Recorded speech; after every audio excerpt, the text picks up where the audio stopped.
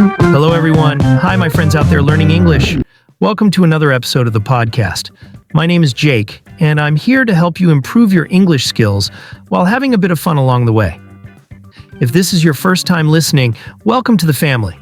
And if you've been here before, thank you for coming back. You're the reason I keep doing this. So let me tell you a little bit about myself. I'm someone who absolutely loves learning languages. Just like you. I've been in your shoes, struggling to find the right words, feeling awkward when practicing alone. But here's the good news. I found ways to practice speaking English by myself, and today, I'm going to share those tips with you. Now, here's the deal. If you stay with me until the end of this podcast, I promise you'll walk away with some practical tips that will not only help you practice speaking English on your own, but will also make it more fun and effective. Plus, you'll boost your confidence like never before. Sounds good? All right, let's get started. Main content. All right, so practicing English alone can feel a bit strange, right? I mean, talking to yourself in a mirror or pretending to have a conversation with an imaginary friend? Yeah, it sounds funny, but trust me, it works. Let me share my top tips for making the most of your solo speaking practice. 1. Talk to yourself. The first tip is simple. Talk to yourself. It might sound silly, but it's incredibly effective. Start by narrating your actions during your daily routine. For example, if you're making a cup of coffee, you can say, "I'm pouring water into the kettle. Now, I'm adding coffee grounds to the filter, and soon I'll press the button to start brewing." As you get used to this, try to add more details or describe your thoughts and feelings.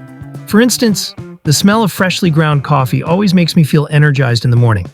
This practice helps you not only think in English, but also build fluency as you form sentences naturally.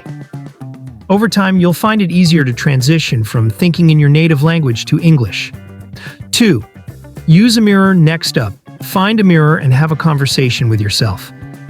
Look yourself in the eye and pretend you are talking to someone else. Start with simple introductions, like, "Hi, my name is Jake. Nice to meet you." Then move on to more complex topics, such as describing your day or sharing your goals. You can even role-play scenarios, like ordering food at a restaurant or asking for directions. While doing this, pay attention to your body language, facial expressions, and tone of voice. These nonverbal elements are just as important as your words, as they make your communication more engaging and natural. If you feel confident, try recording your mirror practice to see how you look and sound. It's a great way to track your progress. 3. Record yourself. Have you ever recorded your voice and listened to it?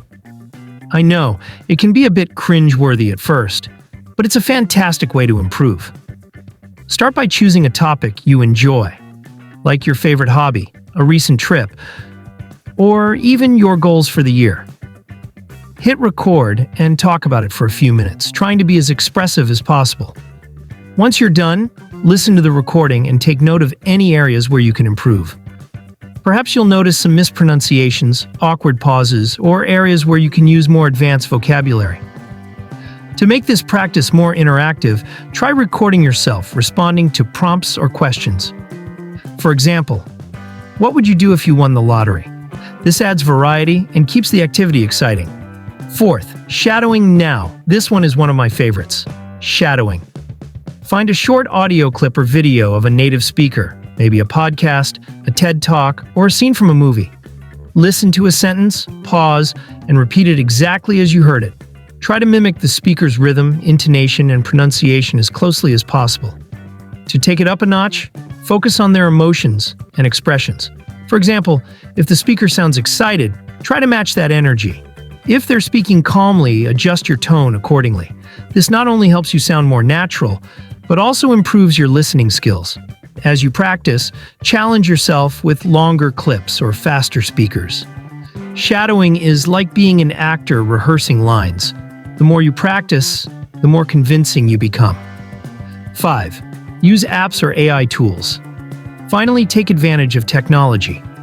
There are so many language learning apps where you can practice speaking with AI, or even have conversations with chatbots. For example, some apps simulate real-life scenarios, like ordering at a cafe or booking a hotel, and provide instant feedback on your pronunciation and grammar. These tools are especially helpful because they allow you to practice at your own pace and revisit lessons as needed. You can also join online communities or forums where learners and native speakers interact. This way, you can get real-life speaking practice without feeling pressured. Additionally, consider using virtual assistants, like Siri or Alexa, to ask questions or practice commands. It's like having a conversation partner who's available 24/7. Closing so. There you have it. These are just a few ways you can practice speaking English on your own. Remember, consistency is key. Even 10 minutes a day can make a big difference over time. Now I have a question for you. Which of these tips are you most excited to try? Or do you have your own favorite way to practice speaking alone? Let me know in the comments below. I'd love to hear your thoughts and maybe even share your ideas in a future episode. Also, don't forget to check out the playlist in the description below. There are so many more episodes to help you on your English learning journey. If you enjoyed this podcast, please give it a thumbs up and make sure to subscribe to the channel so you don't miss any future episodes.